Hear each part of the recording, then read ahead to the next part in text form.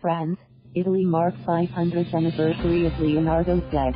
Amboise, France. French President Emmanuel Macron and Italian counterpart Sergio Mattarella on Thursday kicked off commemorations to mark 500 years since Leonardo da Vinci died in France, paying their respects to the Renaissance genius in a show of unity after months of diplomatic tensions.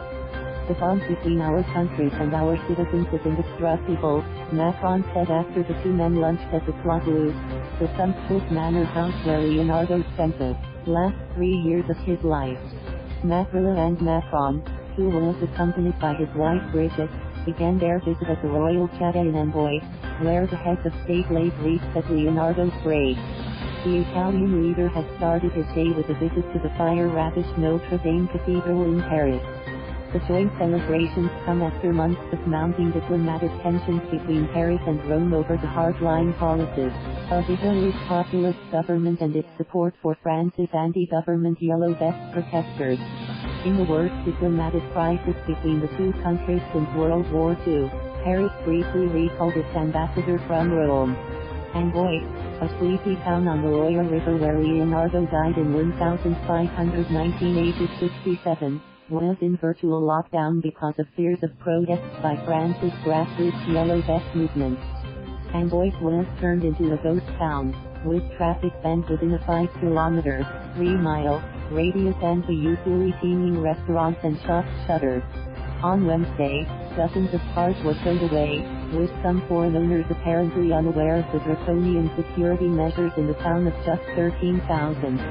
The presidential helicopter arrived on a river island in the heart of the town, touching down on a pad usually used to launch hot air balloons over the chateau-studded valley.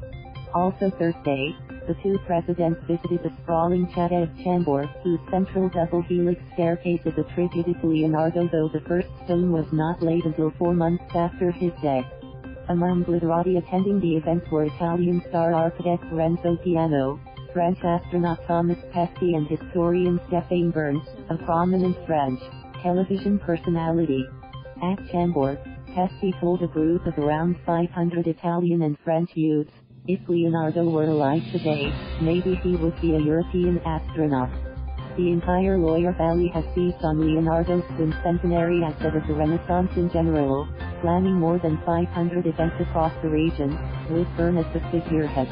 Architect of the King, Francis I, known as the Sun King of the 16th century, is widely credited with bringing the Renaissance to France, even if his predecessor Louis XII had begun the process by bringing in architects and artisans from Florence, Milan and Rome. Leonardo was 64 when he accepted the young Francis I's invitation to Amboise, at a time when rivals Michelangelo and Raphael were rising stars. With Leonardo's commissions drying up, it came as a great relief and no small vindication for the Tuscan artist, who received a handsome stipend as the first painter, engineer and architect of the king.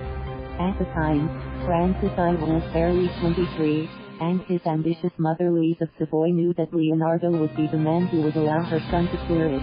Catherine Simon Marion, managing director of the Clos Luce, told AFP. Leonardo brought with him 3 of his favorite paintings, the Mona Lisa, the Virgin Anne, Child with Saint Anne, and Saint John the Baptist, all of which today hang in the Louvre Museum in Paris. With fewer than 20 Leonardo paintings still in existence, many Italians are resentful that the Louvre possesses 5 of them, as well as 22 drawings. During his 3 years in Amboise, Leonardo organized lavish parties for the court and worked to design an ideal city for France's cat. Nearby ran in one of the Polymus many unrealized projectile while continuing his research. Thank you for watching. Please subscribe.